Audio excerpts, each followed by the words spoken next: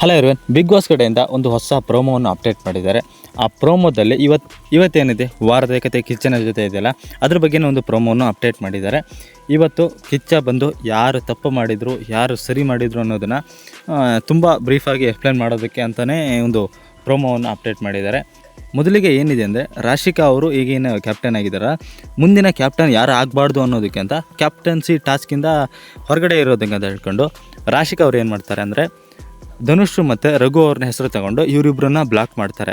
ಇದರ ಬಗ್ಗೆನೂ ಕೂಡ ಕಿಚ್ಚ ಇವತ್ತು ಮಾತಾಡ್ತಾರೆ. ಅಷ್ಟೇ ಅಲ್ಲದೆ, ಈಗ ಗಿಲ್ಲಿ ಮತ್ತು ಕಾವ್ಯ ಇವರಿಬ್ಬರ ನಡುವೆ ಏನು ಒಂದು ಕನ್ವರ್ಸೇಷನ್ ಆಗುತ್ತೆ. ಅಂದರೆ ಗಿಲ್ಲಿ ಕಾವ್ಯನ ಅಳಿಸುವಂತಹ ಟಾಸ್ಕನ್ನು ವಿಲನ್ ಕೊಟ್ಟಿರ್ತಾರಲ್ಲ, ಆ ಟಾಸ್ಕನ್ನು ಪೂರೈಸುವಂಥ ಟೈಮ್ನಲ್ಲಿ ಗಿಲ್ಲಿ ಮಾತಾಡಿರುವಂತಹ ಮಾತು ಇರ್ಬೋದು, ಅದ್ರ ಬಗ್ಗೆನೂ ಕೂಡ ಇವತ್ತಿನ ಎಪಿಸೋಡಲ್ಲಿ ಕಿಚ್ಚ ಮಾತಾಡ್ತಿರ್ತಾರೆ ಅನ್ನೋವಂತಹ ಒಂದು ಅಪ್ಡೇಟನ್ನು ಬಿಗ್ ಬಾಸ್ ಅವರು ಕೂಡ ಕೊಟ್ಟಿದ್ದಾರೆ. ನಿಮಗೆ ಇವತ್ತು ಏನಾಗ್ಬೋದು ಅನ್ನೋಂಥದ್ದು ಯಾವುದಾದ್ರು ಒಂದು ಸಣ್ಣ ಕ್ಲೂ ಇದ್ದರೂ ಕೂಡ ಕೆಳಗೆ ಕಮೆಂಟ್ ಬಾಕ್ಸ್ನಲ್ಲಿ ತಿಳಿಸಿ. ವಿಡಿಯೋ ಇಷ್ಟ ಆದರೆ ಒಂದು ಲೈಕ್ ಕೊಟ್ಟು ಸಪೋರ್ಟ್ ಮಾಡಿ.